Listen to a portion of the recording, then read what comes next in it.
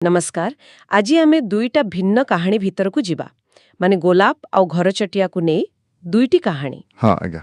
गोटे हैला Hans Christian Anderson करो बहुत पुराना 1843 रो क्लासिक गोलाप आउ घरचटिया आज्ञा। आउ अन्यटी होची एक आधुनिक कहानी मते लागुची 2012 बेलर गोटे ब्लॉग रु निया जाईची ए गोलाप आउ घरचटियार प्रेम कहानी। हाँ ठीक। तेमे आमे एई दुईटी कहानी को टिके भल्लो भावे देखिबा। एथिरे परिचय सौंदर्य प्रेम बलिदान एमती किछि कथा रहिछि। निश्चय। एंडरसन का कहानीर आरंभटा जानिछंती बेश साधा सीधा। गोटे भंगा कुड़िया पाखरे गोलाप गछ फुटिछि आ पाखरे दुईटा घरचटिया सेमानंक बसा जोड़ी जाइछि।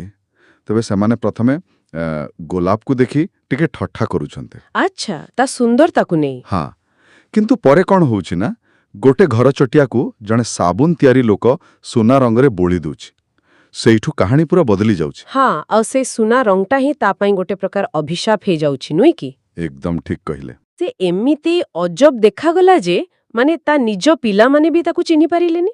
चिन्हिलेनी उल्टी ताकू आक्रमण कले। बापरे शेषरे कोन हैला? शेषरे आश्चर्यजनक भावे सेई गोलाप फूल पाखरे ही से आश्रय पाइला। अच्छा जो गोलाप को सेमाने आगुरु उपहास करुथिले एटा बड़ अजब कथा। एथले कोन बुझा पड़ुछे? एहिठी तो एंडरसनकर चमत्कारिता। यह एक गभीर कथा कहूचे बुझिले।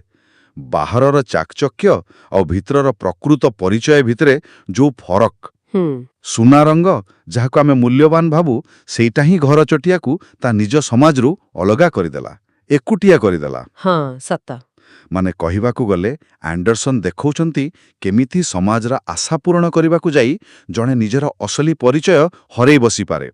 आउ एठी गोलाप से केवल सुंदर नुहे से गोटे स्थिर दयालु सत्य परी। वाह बहुत गभीर कथा। एबे आसीबा से आधुनिक ब्लॉग कहानी को एक गोलाप और घरचटियार प्रेम कहानी। एटा पूरा अलग लागुची। हाँ एहार मिजाज पूरा अलगा। एथिरे गोटे खुशी बासिया घरचटिया अछि से गोटे गर्वी धड़ा गोलापर प्रेमरे पड़ी जाउछि। आज्ञा। से प्रतिदिन जाउछि चिठी देउछि किंतु गोलाप ताकू पसंद करूनी मना करि देउछि आउ शेषरे गोटे अजब शर्त रखुछि। हाँ से शर्तटा ही सबु कहूछि जेबे मो रंग लाल हव सेते बेले जाई मु तमको भल पाइबी। आउ तापरे जा होउछि सेटा बड़ दुखद। बहुत दुख था।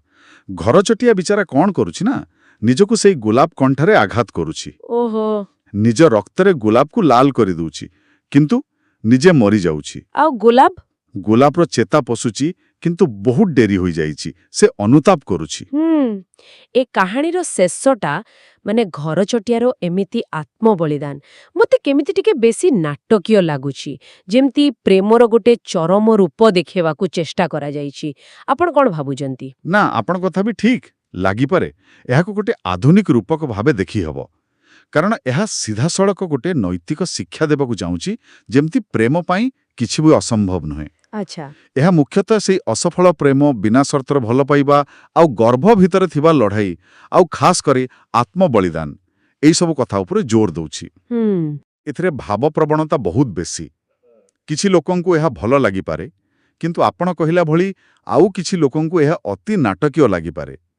आउ गोटे प्रश्न भी उठुछि प्रेम पाई बलिदान देबा केते दूर ठीक? तेबी देखिले एंडरसन को कहानी जोठी परिचयर समस्या कथा कहूची एही ब्लॉग कहानी सेठी प्रेम पाई निजको शेष करि देबा कथा कहूची। दुईटा पूरा अलगा दिग। ए दुईटा को तुलना कले किमती हबो?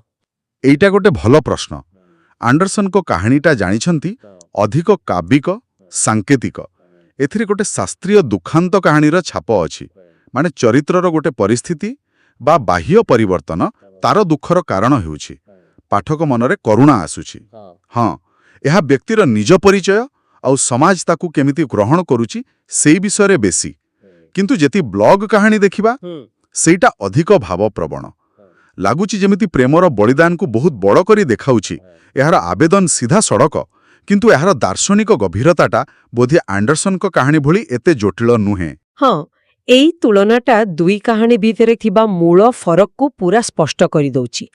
मोते भी लागुछि एंडरसन को कहानी अधिक चिंता करबाकू बाध्य करुछि और ब्लॉग कहानीटा अधिक भावविभोल करि दउछि। ठीक। तबे दुईटी कहानीरू आमे देखिले केमिति गोटिए गोलाप ଗୋଟିଏ ଘରଚଟିଆ ଭଳି ସାଧାରଣ ଚରିତ୍ରକୁ ନେଇ ସୌନ୍ଦର୍ଯ୍ୟ, ପରିଚୟ, ପ୍ରେମ, ବଳିଦାନ ଭଳି ବଡ଼ ବଡ଼ କଥାଗୁଡ଼ିକୁ ଦୁଇଟି ପୁରା ଅଲଗା ନଜରିଆରୁ କୁହାଯାଇପାରେ। ହଁ, ଗୋଟିଏ କହୁଛେ ପରିଚୟର ସ୍ଥାୟିତ୍ୱ ବିଷୟରେ, ଆଉ ଅନ୍ୟଟି କହୁଛି ପ୍ରେମ ପାଇଁ ସବୁକିଛି ହାରିଦେବା ବିଷୟରେ। ଆଉ ଶେଷରେ ଗୋଟିଏ କଥା ଭାବିବା ପାଇଁ ଛାଡ଼ି ଦେଇଯାଉଛି, ସମୟ ବଦଳିବା ସହିତ ଆମ ସମାଜ, ଆମ ସଂସ୍କୃତି ବଦଳିବା ସହିତ ଏଇ ଯୋଉ ବଳିଦାନ ବା ପ୍ରକୃତ ପରିଚୟ ଭଳି କଥା ଅଛି, ତାହାର ଅର୍ଥ ଆଉ ତାକୁ ଲୋକେ କେମିତି ଗ୍ରହଣ କରୁଛନ୍ତି, ସେଟା କ'ଣ ବଦଳି ଯାଉଛି? ଆଚ୍ଛା।